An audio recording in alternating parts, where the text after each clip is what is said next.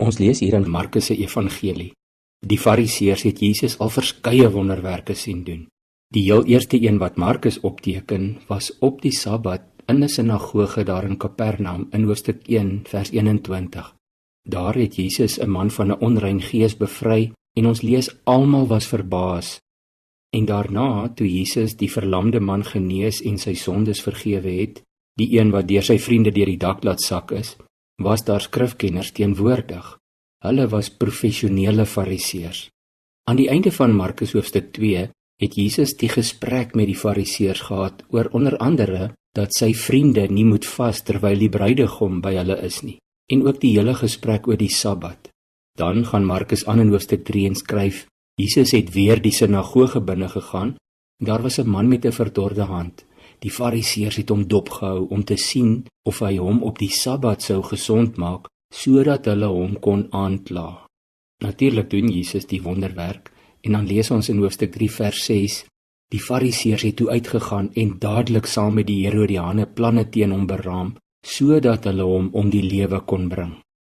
Ons kan, as ons Bybelstudie doen, 'n lys opstel uit al 4 die evangelies van die verskillende soorte unieke wonderwerke wat Jesus gedoen het.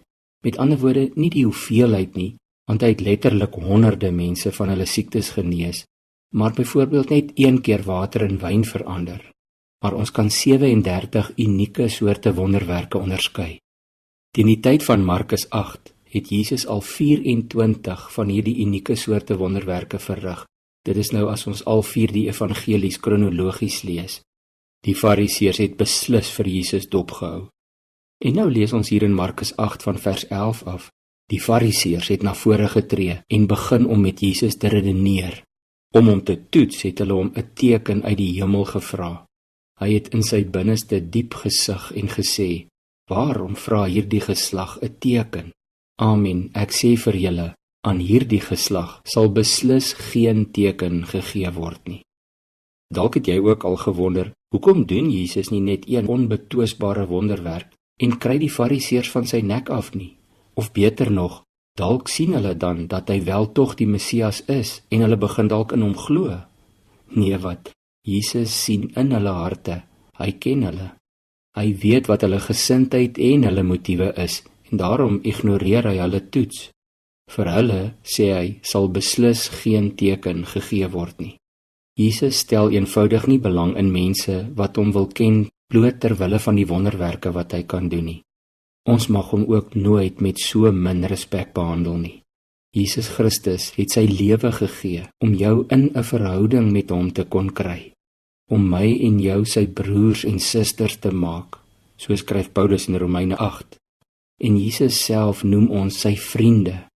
Moet hom nie ken net ter wille van die tekens en wonders wat hy by magte is om te doen nie. Ken hom en wees lief vir hom vir wie hy is. Kom ons bid saam. Here Jesus, natuurlik glo ek, U kan enigiets doen en U kan wonderwerke doen en U doen dit nog steeds elke dag.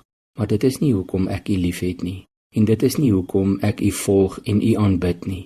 Help my om met U Gees in my en met 'n opregte hart U lief te hê en U te dien vir wie U is.